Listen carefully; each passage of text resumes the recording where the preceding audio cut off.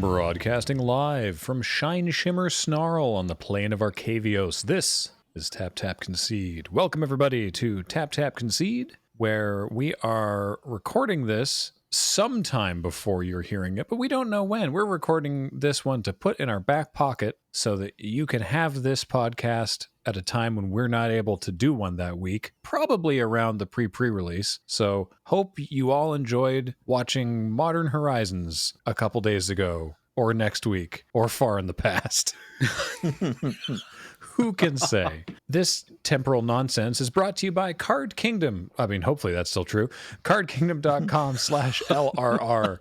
Please go there and buy your Magic cards from them because they're great and they have good prices and excellent customer service and particularly fast shipping. And they're a bunch of good folks. And you can tell them loading ready run sent me button please, which at time of recording is foil lands make foil mana. I think the Strixhaven pre-order really ripped through snow lands, snow problem. So now we're on to foil lands make foil mana, which is, I mean, it's just factual. Absolutely. Make foil lands make foil mana, you cowards. I could see that happening in a future unset, right? Like snow mana, right? Pay one foil.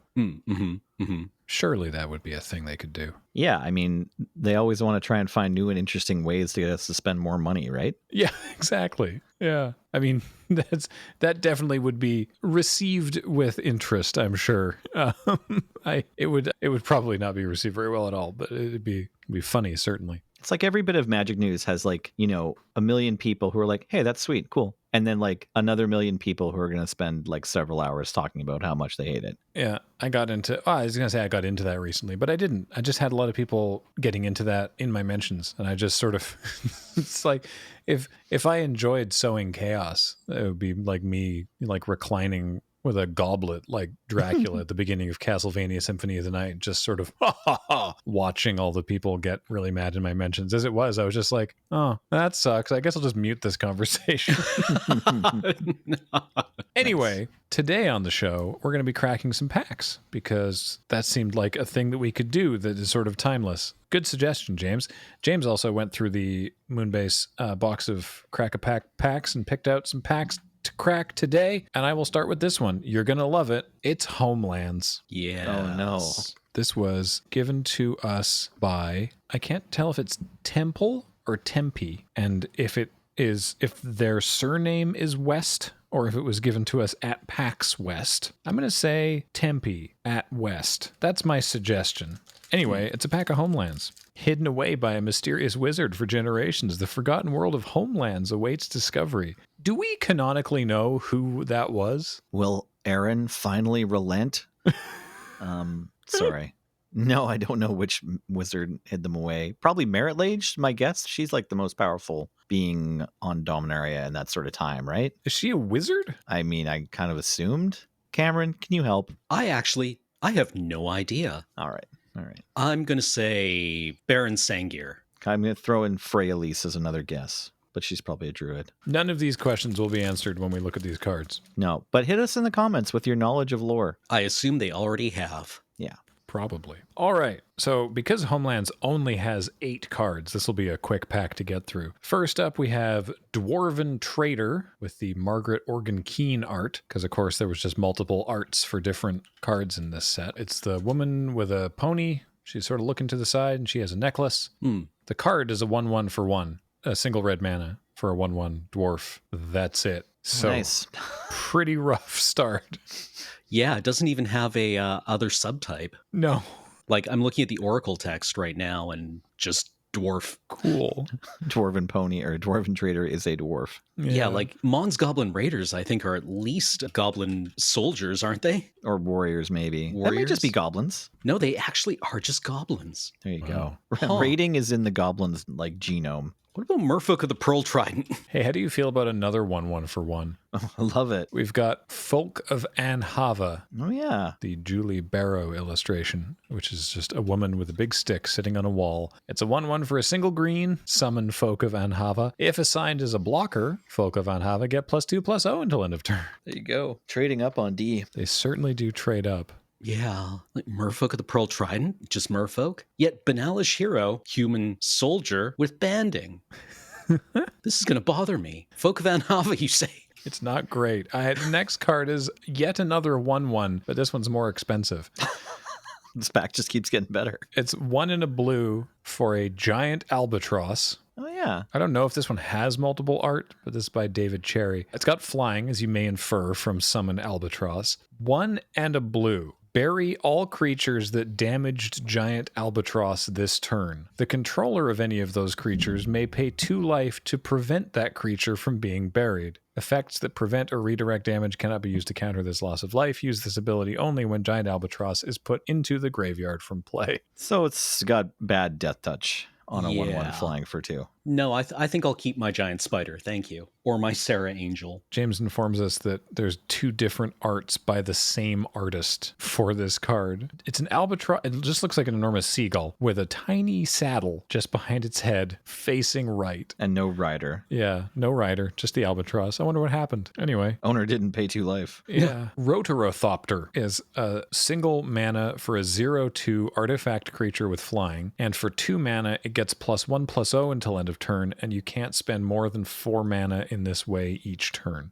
I think there's only 1 art for the Rotorothopter. I could be wrong. This one's by Amy Weber. That seems bad. Hey, it has flying. I wonder if, here's a question for you, Nelson, a judge question. If I have an ability that reduces activated abilities of artifacts, let's say by 1, could I then activate this 4 times per turn because I'm then only technically paying 4? That is a great question. I'm glad you think so.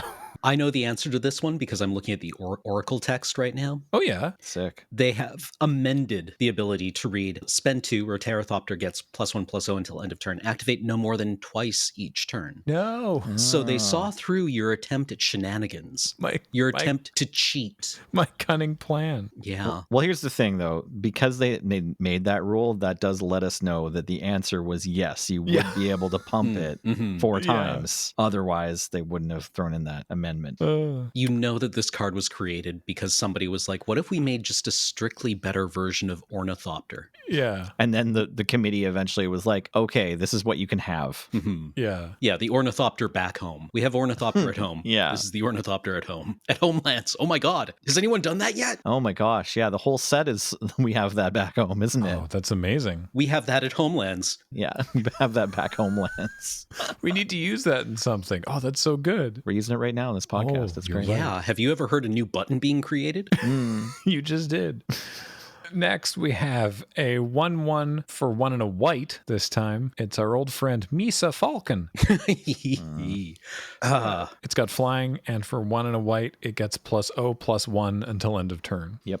So Does that have banding? No? Nope. Okay. That's about it. Okay, here we go. Sarah Bestiary. White for a creature enchantment. During your upkeep, pay white, or bury Sarah Bestiary. Target creature cannot attack, block, or use any ability that includes tap in the activation cost. Yeah. So it's a bad arrest with upkeep. Oh, they can still use activated abilities, just cost mana? Yeah. Brutal. So that seems very bad. I mean, I think it's like the unqualified best card in the pack so far. Yeah. You can put this on a creature that would kill you, and yes, you pay 2 white every turn, but now you're not dead. Yeah, that's true. That's true. Who else can say that except maybe Folk of Van Hava? So our next card, you accidentally called it when we were talking about. Oh, yeah. You know, he's in every pack of Homelands that's around me and was in a lot of the packs that I opened as a youth. And somehow I still had to trade for one because I did like the card and I played a deck that had like 3 or 4. Anyways. I assume you're talking about our friend Aaron the Relentless. I knew that he wouldn't stop. Yeah. 3 red for a 5/2 legendary betting human. Aaron the Relentless has haste, or as it says here, can attack the turn it comes into play on your side. And for red, regenerate. Human rogue. Yep. Oh. Yeah. He does look roguish. I mean, he looks like Axl Rose, right? Yeah. True. Human Like- roguishly handsome. Yeah. I mean, yeah, this is like November Rain era. Yeah, the song and the card were probably made around the same time. Yeah. I guess a 5/2 is probably actually pretty reasonable in this era of Magic. Yeah. For sure. And our last card, probably one of the best cards in the set, in that it's the one that was chosen to represent Homelands in Masters 25. It's Isan's Shade. 3 black for a 5/5 legendary something with protection from white. That's it. 6 very difficult mana for a 5/5 pro white. Yeah, I think we got two. We opened two of the like top 5 most playable creatures from the set. Yeah. What is Isan's Shade? Is Shade a subtype? It is. It is a Shade Knight. Ooh. Probably because he has a helmet and armor, and they were like, this looks like a knight. Or because Isan was a knight, maybe. Probably. It's very early, very, very cool Warhammer looking, very 1995 Christopher Rush art on Isan's Shade. It's just like a dark silhouette almost with glowing red eyes. If you like this art, check out the card Prophecy. Is it similar? It's Isan's Shade looking at someone, or like you see the person's eyeball and they're looking at Isan's Shade. It's also Christopher Rush art, but it's like just the reflection of Isan's Shade in someone's pupil. It's like, I predict this shade is going to show up. Yeah. Well, if you were doing a terrible Homelands draft, as I did once at PAX East, which was actually a complete blast, what are you starting with here? Probably, I mean, the Shade is up there. Yeah. I think I take the Shade. Yeah, I think you got to take the Shade. Yeah, there you go. All right. For only 1 more mana, you get a 5/5 instead of a 5/2 that you pay 3 to regenerate. Although weirdly, Aaron wins the mash test. True. So you could take Aaron, but like it's awkward, obviously. You got to pay 3 when the Folk of Van Hava block him. Yeah. All right, let's move on to a much more recent, but still not that recent in the grand scheme of things, pack here of Alara Reborn. Nice. This was given to us by Shane and Kayla from Maine, USA at PAX East 2019. And I know that because they put their own sticker on it. Thanks very much, Shane and Kayla. This is the easiest set for LGS employees to sort if their store sorts things by color. Because they just all go in a big box. Yeah, you just have to sort it by rarity and you're done. I was like, yeah, Alara Reborn, this is a couple years old, 2009. Good stuff. All right, first up, from the Cycle of Blades, we have Bant Sureblade. So this was a cool cycle. They all cast for 2 mana, and it's 1 pip was 1 color, and the other pip was hybrid of the other 2 colors of the 3 colors. So in this case, it's white and green or blue. I know that I explained that in a very tortured way, but I think it came across. So, and they all did a kind of a similar thing too. So this guy's a 2/1 human soldier that says, as long as you control another multicolored permanent, that was a check that they all had, was like, if you control another multicolored permanent, then a thing happens. In this case, Bant Sureblade gets +1/+1 and first strike. Boy, that seems great. Yeah, 2 mana, 3/2 first strike is okay. Yeah. Yeah. Not bad. Yeah. Next, we have Terminate, red-black, or black-red, I suppose. For an instant, destroy target creature. It can't be regenerated. This was actually money for a little while, wasn't it? I think it still maybe is. But when it came out, it was like a very exciting reprint. This is only the second reprint of this card, I think, after its first printing in, I want to say Invasion Block, but maybe it's Odyssey. I'm not sure. Back then, during those late 90s sets I didn't play. Plane Shift, thank you. Okay, so that is Invasion, right? Anyways, yeah, it was a very exciting reprint for Standard. Got played in Jund and also Grixis. And yeah, these were just in the packs at Common. Next up, referencing a meme that at least I find funny, it's the Leonin Ermagerd.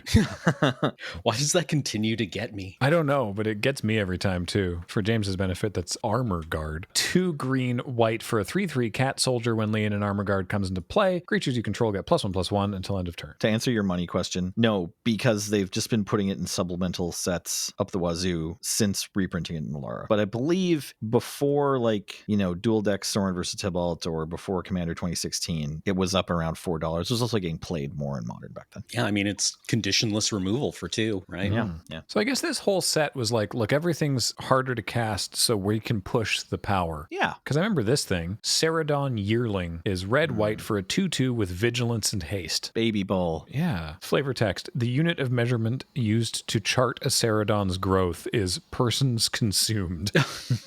Why does it sound like Cameron wrote that? I don't know. It's enjoyable, though. I like it. Next up, Jessian Zombies, 4 blue-black for a 2/4 with Fear and Island Cycling 2 and Swamp Cycling 2. So you're not really keen to play a 2/4 with Fear for 6 mana, but the cycling helps your mana, so that's nice. Yeah, no, I mean, I think like the basic land cycling here is pretty good, right?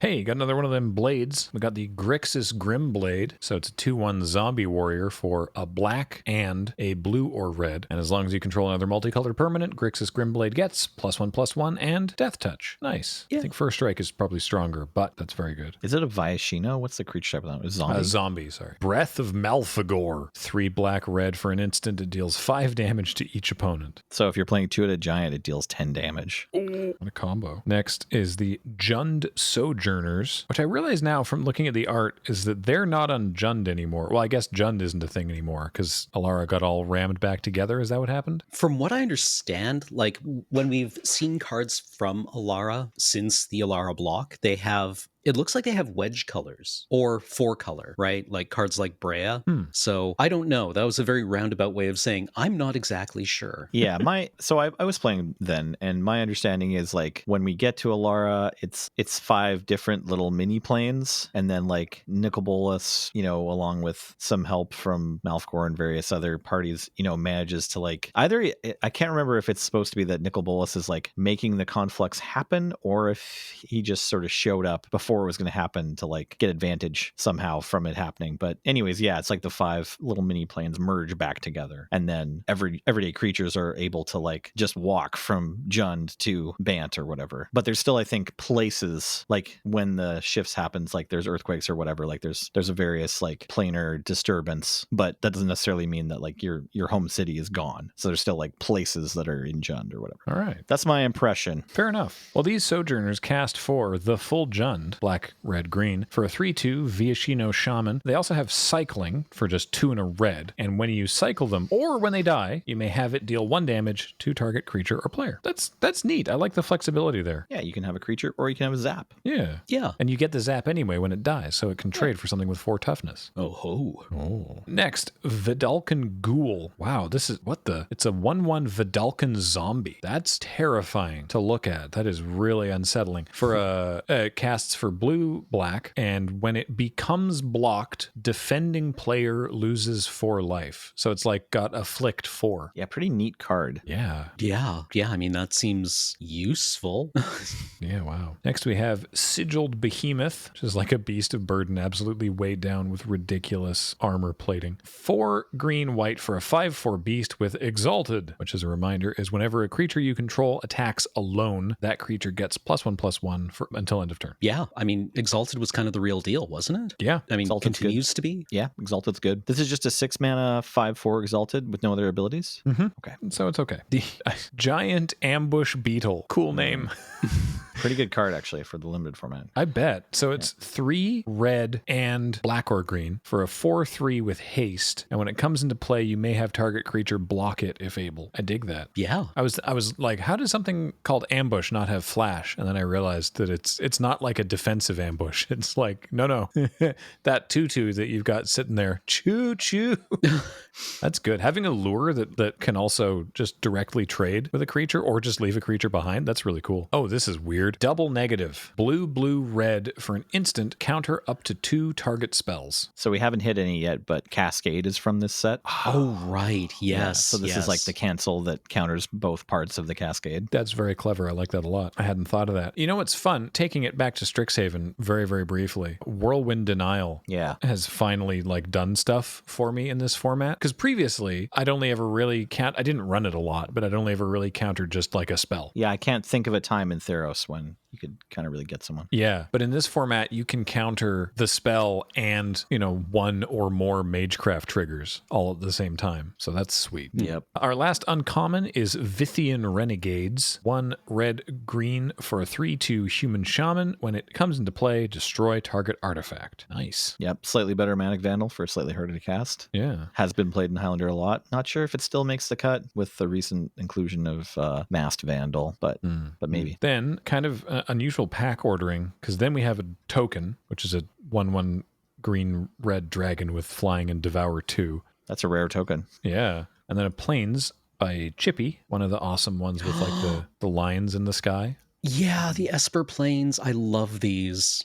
And then our rare at the back of the pack is Finest Hour. Oh, nice. 2 green, white, blue for an enchantment. The enchantment has Exalted, So that's just one more instance of Exalted. So if a creature attacks by itself, it gets a +1/+1. And whenever a creature you control attacks alone, if it's the first combat phase of the turn, untap that creature. After this phase, there is an additional combat phase. So I guess the play there is you attack with one huge creature that can't be adequately blocked because you've built up a lot of Exalted creatures, and then you attack a second time with everybody. Yeah, or just one creature again if like your creature has lifelink too, or whatever. Or if you just want the Exalted triggers again. Fair enough. Yeah. Cool. It's pretty sweet. It's just like works really well with other Exalted cards. Monty Devuti won BC Regionals in 2010 featuring with a deck that played this card. Yeah, okay. I was playing Mythic Conscription at the time, and he was playing a bunch of the same cards in a Bant deck, but I'm not sure if he was playing Sovereigns of Lost Alara. I know that he was playing Rafik and he was playing Finest Hour, so I think maybe he was trying to just be just a tiny bit faster than the Mythic Conscription decks, but he might have been playing the Conscription as well. I can't remember. I just know that he had some of these Bant cards, including this one, that weren't in my deck. Cool. Yeah. Let's go even further forward. What with Modern Horizons 2 on the horizons, that wasn't meant to... I didn't think about how that sentence was going before I started talking.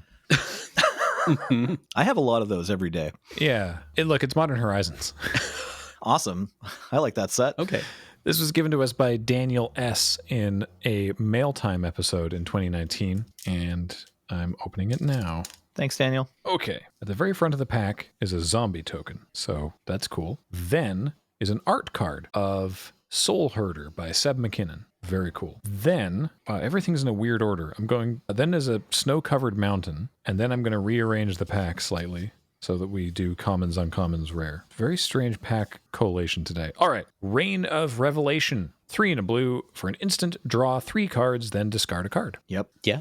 Solid. Next, Volatile Claws. 2 in a red. For an instant. Until end of turn, creatures you control get +2/+0 and gain all creature types. I'm trying to remember why this was very good in the set. Changelings, weren't there? Yeah, but why did you want... Was there like a thing that whenever a changeling... No, slivers. Oh. Slivers, right? Yeah, there were several reasons this was good. All right, cool. Yeah, I guess just any tribal thing would be relevant. Yeah, turns on any of your lords or any of your cares about when something dies of that creature type. All right. You could sacrifice more of your creatures to your sling gang lieutenant. Oh, right. Yeah, that thing. Yeah. Oh, yeah, there's a lot of fun things you can do with this. Next, we have Savage Swipe, single green mana sorcery. Target creature you control gets +2/+2 until end of turn. If its power is 2, then it fights target creature you don't control. The bears punch back. Yeah, this card's pretty messed up. Being able to pump your creature and kill another creature for 1 mana, it's nice. Yeah.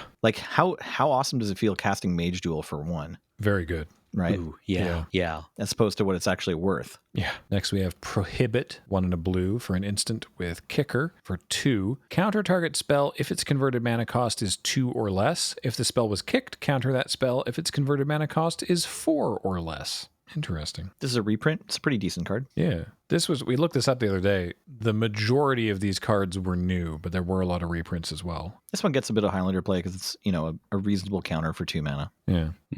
Winding Way, 1 in a green for a sorcery. Choose creature or land. Reveal the top 4 cards of your library. Put all the cards of the chosen type revealed this way into your hand and the rest into your graveyard. We should have tried to find one of these for Adam for his budget challenge that was recorded in the same week as this podcast. Yeah. Next is Umezawa's Charm. I liked this one quite a lot. So it's 1 and a black for an instant. Choose 1. Target creature gets +2/+2 until end of turn. Target creature gets -1/-1 until end of turn, or you gain 2 life. So it's all the things you can do with the Jite. Right. Yeah, of course. I knew that. I probably knew that and had forgotten. And then partway through reading the card, I was like, oh, right. Yeah. Oh, that's clever. Yeah. This card seems like in any other set, it would be a really great flexible combat trick. Like if this was in Strixhaven, I think I would play it a fair bit. But in Modern Horizons, I routinely just saw these at the end of the packs and I never put one in my deck. Yeah, I felt the same way. I mean, I ran them probably more than I should have because I was just like, it's just so flexible. You can kill a flyer, or you can trade up or down in combat, right? Goblin War Party is next. We have 3 in a red for a sorcery. Choose 1. Either make 3 1/1 goblins, or creatures you control get +1/+1 and haste until end of turn. But it also has Entwine for 2 in a red. So for 5 red, you can make 3 1/1s and all your creatures get +1/+1 and haste. These. Yeah. Functional.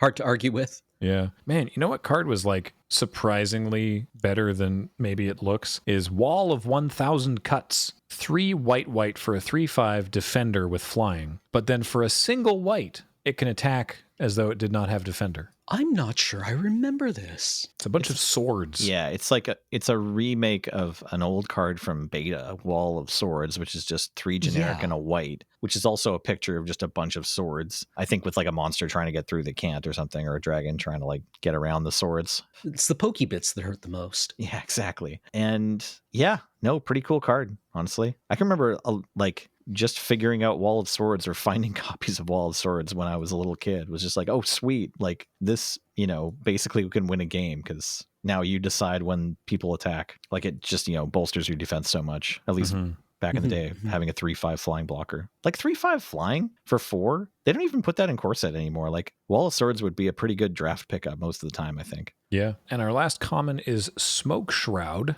1 and a blue for a creature enchantment. The creature gets +1/+1 and has flying. When a ninja enters the battlefield under your control, you may return Smoke Shroud from your graveyard to the battlefield attached to that creature. That was a lot of words. Yeah. It's good. Okay. You could do, if you were in the blue-black ninjas deck, you could do some serious shenanigans. And don't forget also, you mentioned changelings. Changelings are also ninjas. But yeah, because you could do, if this was on a creature that was going through unblocked, you could ninjutsu return that creature to your hand, put the ninja into play, and then this came back onto the creature. Right. Yes, I remember doing that now. I think I pulled it off once or twice, and it felt really good. Yeah. It happened to me several times. Right, now I remember this. Sorry, that weekend was like a blur where I got to play a lot of Modern Horizons. You were in Las Vegas, too. Right. That probably made a bit of a blur as well. Next, we have Talisman of Creativity. It's 2-mana artifact, taps for a colorless, or it taps for red or blue, but it then deals 1 damage to you. Right. This was the rest of this cycle. The enemy colors of the Mirrodin Talisma. Ooh. Talismos. There's a $4 word right there. Yeah. I got that from Shadowrun. Nice. But yeah, long-awaited completion of that cycle. That's correct, Cam. Glacial Revelation. 2 and a green for a sorcery. Reveal the top 6 cards of your library. You may put any number of snow permanent cards from among them into your hand. Put the rest into your graveyard. Gosh, imagine if that was in Call Time Draft. As it is, it was okay. Actually, I don't know. Was it? I actually never saw this played. You could play it if you were trying to fill your graveyard anyway, and you managed to get some snow lands. But I don't know. I remember going after snow in Modern Horizons was sort of like the cards that you would take some snow lands when you could, and then the cards that cared about the snow lands were also okay on their own, right? Like it wasn't as committed a thing you would get into as it was in Call Time, if I'm remembering correctly. But again, like Cameron said, it's a bit of a blur. It's been a while since I've gotten to draft Modern Horizons. Yeah. Here's a deck that I remembered really enjoying. It's Soul Herder. Oh, yeah. 1 white blue for a 1/1 spirit. Whenever a creature is exiled from the battlefield, put a +1/+1 counter on Soul Herder. At the beginning of your end step, you may exile another creature you control, then return that card to the battlefield under its owner's control. The Blink deck was super fun. Yeah, between this and Ephemerate, this card spawned a whole modern archetype. Yeah. And I played the same kind of archetype in Canadian Highlander a bunch and also had a lot of fun. I really like Soul Herder. We have a foil, Scale Up, which is a single green mana. Until end of turn, target creature you control becomes a green worm with base power and toughness 6/4. Oh, man. This card, too. But it's got Overload, and I definitely lost games to this. For 4 green, all your creatures do that. So I think I got to do it once too, where it's like you make a bunch of little Weedly whatevers, and then on turn 6, or ideally on turn 5, you go, anyway, all my creatures are now 6/4s, kill you? I think you did that to me. Oh no. I think. Like I said, it was Vegas. I was mainly focused on trying to get value off the buffets as a vegetarian. Ooh, that was probably like a challenge. Yeah, I mean, it was a lot of garlic toast, but I feel I got there. You ever try to eat $60 worth of garlic toast, Nelson? Not yet, no. I believe I hit one buffet while I was there for that last trip that, the same weekend we're talking about. And I'm pretty sure I found garlic Greek potatoes. And that's what I just loaded up on, like those really buttery potatoes. And even if you only have 2 plates, you're like, well, I feel good now. Yeah, if you want the real gambling in Vegas, eat $60 worth of buttered potatoes. Yeah. And try to make it back to your hotel room. That's a race with the devil. Oh, man. Oh my god. Yeah, that's terrible. But also, I can't wait to go back just because it means I won't be here. Yeah, yeah. Yeah, what a pleasant change of pace it will be. Our rare from the pack of Modern Horizons is the Archmage's Charm. Oh, So it's hey. blue, blue, blue, instant, choose one. Counter target spell, target player draws 2 cards, or gain control of target non-land permanent with converted mana cost 1 or less. Yep. Yeah. Instant speed divination's pretty sweet. Yeah, a divination that can also grab Merit Lage is Yep. Oh my god. right. Like, you just sleeve this up, and if you run it as a divination, that feels pretty good. Sometimes you got to cancel with it. That also feels pretty good. And then sometimes you just get to grab somebody's nonsense and then win the game with it. I think I'm on scale up for this pack if I'm first pack, if I open this and I have to take 1 card. Really? I think scale up's the most raw power. I could also see taking Soul Herder because I love Soul Herder, but I think scale up is the card that gives you the greatest chance of victory. I would probably take Soul Herder just because Sure. I do like that deck, but gosh, you're probably right. Actually, this is honestly kind of a mediocre pack for Modern Horizons. Mm-hmm. It's got some great cards in it though. Like that rare's eminently playable. It's just really hard to cast, and then Yeah. it has Savage Swipe. Mhm. It has the I don't hate that Goblins card. The Entwine one? Yeah. Yeah. And Soul Herder is really good. All right, fair enough. It doesn't have any of the red green lands in your graveyard cards. Although I guess the ones that, yeah, that's what it is. You could play that Glacial Revelation in the red green deck that was just trying to put lands in your own graveyard. Oh, right. So then, you either, it's 6 cards. There's going to be like 2 or 3 lands probably, or at least 2. And so either you get snow lands into your hand or you put non-snow lands in your graveyard, and that pumps your other cards. There we go. We figured out what the Glacial Revelation is for. I forgot there was an archetype that you mentioned, an archetype that was get lands into your own bin. Yeah, oftentimes limited archetypes are like a new play on something we've seen before, right? Yeah. Like they're usually pretty predictable or whatever, or they're like slightly different, or they revolve around a new mechanic, but that's just one of them. But they kind of make 10 limited archetypes kind of every draft set, or some they only make 5, but still, I don't know, on Strixhaven and the Ravnica sets, usually it still feels like there's 10 because there's either like the big or the small or the fast or slow versions of the same 2 color archetypes. But yeah, for Modern Horizons, there were 10 color pair archetypes, and that one at least was brand new, and I don't think they've done it since. Yeah. I mean, it was really odd. Yeah, it was fun. I don't know. Oh, no, I thought it was sweet. It was an unusual one, right? Yeah, it was very different. I hate even saying this because that was the Ren 6 deck. Yeah, where Ren 6 came from, yeah. Yeah. I mean, any deck is a Ren 6 deck, but that was the one that had the most, obvious synergies with it. Also, just like the greatest place ever to play Crack the Earth. I'm not sure if Crack the Earth was reprinted in Modern Horizons, but 1 red sorcery, both players sacrifice a permanent. Also, Raise. I don't think Raise was reprinted, but this limited archetype would have loved to have had 1 red, each player sacrifices a land. Yeah. Sweet. All right, we got one more pack here, and we're going way back to the first time we ever visited Ravnica. Nice. Oh ho. It's Ravnica City of Guilds. Oh ho. Yeah. This was 2005. This was given to us by Pyrock Mania. Thank you, Pyrock. All right. First up, Clinging Darkness. 1 and a black for a creature enchantment. The enchanted creature gets -4/-1. Can't tell if that's good. I mean, it's not amazing. Yeah, Ravnica had a lot of small creatures, but I mean, it's sort of like a pacifism or like a guard duty, right? Mhm.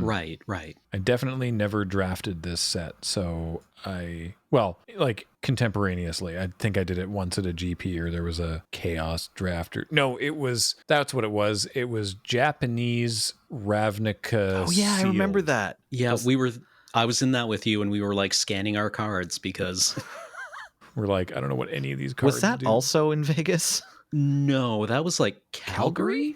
Okay. I thought I was there though, and I didn't go. Oh, I did. I was judging that GP. Maybe Oh, okay. I'm not sure. I can remember you doing that.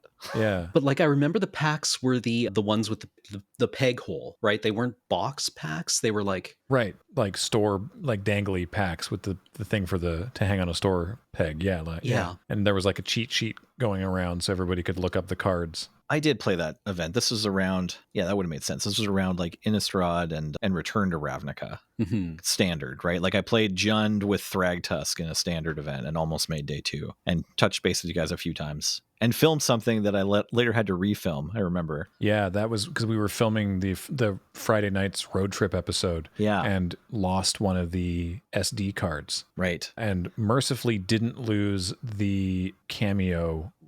God, was it Christopher Rush or John Avon? I think Christopher it was Christopher Rush, where you went and got all of, like, you just dropped off a long box of cards to get signed. Yeah, it was like, hey, can I get some cards signed? And he's like, sure. And I'm like, cool. And I just give like a stack of like hundreds of cards in peace. Right. And you just get his like grumpy reaction. That's awesome. Yeah. That was for those who haven't seen that episode of Friday Nights. That was a bit that he was in on that we asked him to participate in. Not a thing that I did as a funny joke. That's similarly. Sorry, we're just like on this huge tangent, but I also remember from that episode of Friday Nights, it was the one where James multi-cues at the GP. Do you remember writing this bit? And like again, the judges where we had like Darren and that other judge. I think she's from the UK. I can't remember her name. Anyways, but they were in on like doing the bit with us, and yeah. It was similarly like member of LRR does something that frustrates the administrator. It's our pocket. Yeah. All right. Next card in this pack, we have Incite Hysteria, 2 and a red for a sorcery with Radiance. Creatures that share a color with target creature can't block this turn. Weird. Yeah, like the Boros mechanic was one that I always had to read a couple of times because it seems straightforward. But then you look at the board state and you're like, oh, this hits everything but that card. Yeah, they kind of tragically, like, I don't know if they're just turned out to not be a place in the design for this order, but I can't recall a single Radiance spell that kind of mattered and constructed. Like, I don't think the mechanic got to be part of the, standard or extended or whatever environment, really. I don't think there is a Radiance card that's sort of like, oh yeah, this is the good one. Sort of like Noble Hierarch or Rafik or maybe, but mostly Noble Hierarch. Arcasali probably made you think it was like the good exalted creatures, and there's like a bunch of other random exalted creatures. Right. I don't think there's a good Radiance card, unfortunately. Yeah. There's some better ones for draft. That one's not good. Fair enough. Next is Centaur Safeguard. It's 2 and a Selesnia, so 2 and green or white, for a 3/1 Centaur Warrior, and when it dies, you may gain 3 life. Sure. Votary of the Conclave is next. It's a single white mana for a 1/1 human soldier, and for 2 and a green, regenerate Votary of the Conclave. All right. Doesn't stop the siege worms, but otherwise, reasonable blocker. Terraformer, a card I've never seen. 2 and a blue for a 2/2 human wizard, and for 1 mana, choose a basic land type. The land type of each land you control becomes that type until end of turn. You'll see this card pop up occasionally in Magic the Puzzling. Oh, yeah? Yeah, just like does some weird thing. It's got a really weird ability, right? Yeah. But yeah, it's a weird blue mana fixing card. It's no Dreamscape artist or whatever that can just cast Harrow every turn, but yeah, it can fix your mana. Gaze of the Gorgon, 3 and either a black or a green. For an instant, regenerate target creature. At the end of combat, destroy all creatures that blocked or were blocked by that creature this turn. Sure, why not? It would be a good combat trick if only it didn't cost 4 mana. They started making these cheaper, Yeah, that is a bit pricey, isn't it? Yeah. Leave no trace. 1 and a white for an instant with Radiance. Destroy target enchantment and each other enchantment that shares a color with it. That sounds dangerous. Yeah. Practice leave no trace camping though, kids. If you're out in the woods, take all your garbage with you. Yeah. But like, okay, what were the guilds in Ravnica City of Guilds? There was... Well, so far we've seen Boros, Selesnia, Golgari. That's all we've seen so far, actually. There's one more. Yeah, because it went 4/3/3. That's correct. Dimir. That's correct. Was it Dimir? Yeah. Okay, right. Yeah, so all the Radiant cards don't actually have a lot of targets, right? You're in the Boros deck, and maybe, like, if you're in a draft, maybe one of your opponents fought you for Boros. Yeah, so in just Ravnica, you're usually going to be 2 color. Yeah. Unless you have to be 3 color. But, yeah, you're right. There's going to be other people at the table that are your same 2 colors. So then your Radiance cards, like, might affect your permanents, too. That's true. Yeah. Right. You had to be careful with them. Yeah, like this mechanic mechanic was a little bit hamstrung, like out the gate for this reason, I think, right? Like this ability is like, oh, you got to watch out, and like I think it just turns out that making a mechanic in Magic that goes on a bunch of cards, it's like you don't want to feel bad before you've even gotten to play, right? You don't want a mechanic that's like, okay, so put this in, it's going to be able to maybe get you a blowout, but watch out, it might blow you out. And it's like, well, what's the upside needs to be really high, right? Mm-hmm. Like Hidetsu's Second Rate is a good feel version of this card where it's like, hey, this only ever does anything if it can kill your opponent. But hey, then when it does something, you win the game. So that's a really big upside. Yeah, your opponent gets to sign the card. Hey, we stopped doing that. We're in our more mature, more considerate era of playing Magic. I'd sign a Hidetsu's Second Right. All right. Well, let's play Highlander later. All right. I'll go back on what I said. Next, we have Drake Familiar. 1 and a blue for a 2/1 flying Drake. When it comes into play, sacrifice it unless you return an enchantment in play to its owner's hand. I mean, that sounds kind of awesome if your opponent has an enchantment. So there's a common cycle of enchantments that give a beneficial ability. Okay. Like Flight of Fancy, you might remember. It's 3 generic and a blue for the creature gets flying and you draw 2 cards when there's battlefield. Yeah. Or Face Fetters, probably the most famous one, is just you gain 4 life and also it's an arrest for 4 mana. So, I mean, you're having to bounce your Face Fetters, you get the 4 life again. All right. That doesn't seem so bad. Next up, we have Shred Memory. 1 and a black. For an instant, remove up to 4 target cards in a single graveyard from the game. Exile 4 cards from a single graveyard. But more importantly, I assume it has Transmute for 1 black, which says, for 1 black, discard this card, search your library for a card with the same converted mana cost as this card, reveal it, put it into your hand, then shuffle your library, only do this as a sorcery. That's good, right? Oh, yeah. I mean, it's good enough for Canadian Highlander because it goes in Time Vault. Oh, dang. Yeah. Right. So it's pretty good. I mean, it could get used to some other decks too. That's the main one where I've used it. You could go find Grape Shot if you have enough Storm for that, or you might just need Demonic Tutor. Like, it's expensive, but over 2 turns, you'd be finding Demonic Tutor, so you can set up your Stormwind that way. Also, just the front half of it is like among the best ones for Eternal play of the Transmute cards we play, right? Like at Transmuting for 3, if you want, you can have like a conditional counter spell, but then the other best thing is a wall. The flying wall that has Transmute for 3 actually got a fair bit of standard play because casting it and blocking is good, but that's not great in Canadian Highlander. But exiling stuff from the graveyard, very good in Eternal, in all the formats where you can play old messed up graveyard shenanigans. All right. Next up is Boros Signet. Have they ever made rocks as beloved as these signets? Aw, I don't think so. I mean, I like Mindstone a lot. Yeah. Does that count? I guess I mean like a cycle. Yeah, no, it's like they weren't the first 2 mana rocks and they haven't been the last, but we still tend to refer to 2 mana rocks as signets more than anything else. Yeah. So like they show up in Cube a lot. Yeah, no, well, like we love these. Yeah, everybody likes the Signet rocks. Yeah. Next is, Selesnia Signet. All right, cool.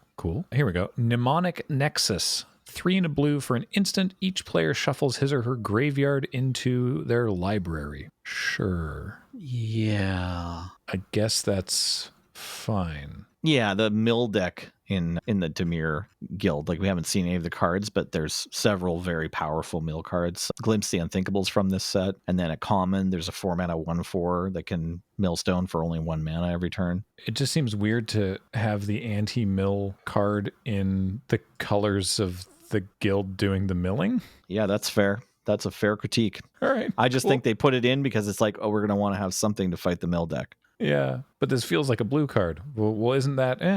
It's fine. Okay, well, all right. Yeah, it's extra funny because this set only has 1 blue guild, right? We just said them all, right? Green, white, red, white, black, green, black, blue. Yeah.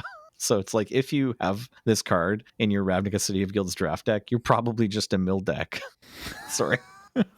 You could be like a Flyers deck, I guess, instead. Yeah. No, you weren't necessarily the mill deck in Dimir, so that's fine. It's just specifically for the Dimir mirrors where you're more focused on like the Moroi and the like 5 mana 2/2 regenerating Drake than you are on the good mill cards. The Demirers. Yep. You know me in portmanteaus. Next, we have Netherborn Phalanx. 5 and a black. I've never seen most of these cards before. 5 and a black for a 2/4 horror. When Netherborn Phalanx comes into play, each opponent loses 1 life for each creature they control, and Transmute. for 1 black.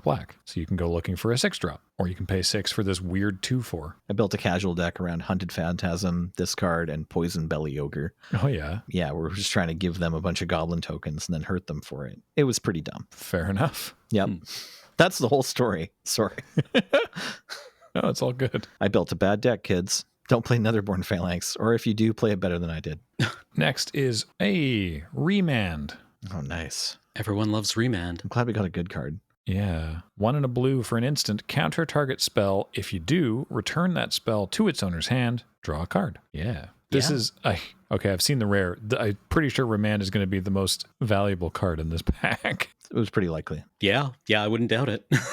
It's a good card. Also, our rare is... I didn't even know how to pronounce the second word here. Flame Fusillade. Fusillade. Yeah. Fusillade. Yeah. Cool. Flame Fusillade. 3 and a red for a sorcery. Until end of turn, permanents you control gain tap. This permanent deals 1 damage to target creature or player. Except it's a sorcery. Yeah. I think I had this in that event. Oh, nice. I bet you had to scan it more than once. I think. I don't know. I don't think I ended up using it. I tell you, the card in that event that was great was the 1 white target player sacrifices an attacking creature. Yeah. And there's a way that you could duplicate it. No, it has Convoke, doesn't it? Or was it Isn't it Conspire? No, that's a different set. I think it's Convoke. You can tap your creatures to cast it, so you can be tapped out on mana. Definitely got somebody with that. Nice. You look at this card and you think, hey, wait, permanence? That means my lands tap to ping. Oh, geez, you're right. Probably tapped. But it costs 4. Yeah, exactly. Right. It's like, oh, my lands are all tapped. Late game, if you you're in Boros probably, but there's a bit of token production. Certainly it has some applications in outside of draft, right? If you're in a token deck and you can just put out a bunch of permanents. Yeah, and I suppose you could also if you're leaning heavily on the Karuz. Yeah, well, your land count didn't change that much actually. Sometimes you would go down because of signets, because the set was really interesting. The block was really interesting because the Karuz are giving you card advantage at the price of tempo, and the signets are giving you tempo at the cost of card advantage, right? They're mana dorks essentially, right? Like rocks, it's a card from your hand, but you get more mana faster. And so you end up usually putting both in your deck, and so you usually are playing at least 20 mana sources, but it doesn't mean that you're necessarily getting the crews don't put more permanents into play. But yeah, I don't know, Flame Fusillade could do some things. I didn't know of any particular combo with it. I never saw a great glory moment. Basically what it usually ends up doing is in the mid game you can kill 2 flyers, but then you're tapped out, or maybe you have the world's most expensive lava axe to win the game. I would take the Remand. Yes, take the Remand. I agree. And if you want your own Remand, you can find them at cardkingdom.com. Go to cardkingdom.com/LRR. That puts our little code on there, and that tells them that we're sending you over there, and we're doing that because they're great. And if you equally wish to be great, just listening is enough, honestly. So thank you for being here. We really... Just remind yourself that you're great. If you want to be great, just realize that you're great. Self-actualization. You're great. But also, you could help support us directly at patreon.com/loadingreadyrun. I guess that doesn't necessarily... I don't know. Maybe there's jerks who support us on Patreon. Cool. Thank you. And you went with if you want to also be great, I thought you were going to transition into the button. Oh. If you want to also be great, remind them to give you a button because LRR sent you when you're buying cards from Card Kingdom. It currently says foil lands make foil mana. Is that right? Okay. Yeah, no, sometimes I just start talking and then decide to figure out the segue mid-sentence. Yes, you do. I don't know if I'd recommend it as a strategy, but sometimes it works. That's going to do it for this episode of Tap Tap Concede. Thanks everybody for listening. We'll be back next week with something different. I have been Graham, joined by Cameron. Hello. Goodbye. And Nelson. Thanks. Jordan edits these. James runs the card reader. Heather gets them online. Thank you everybody for listening, and we will talk to you next time. Bye. Bye.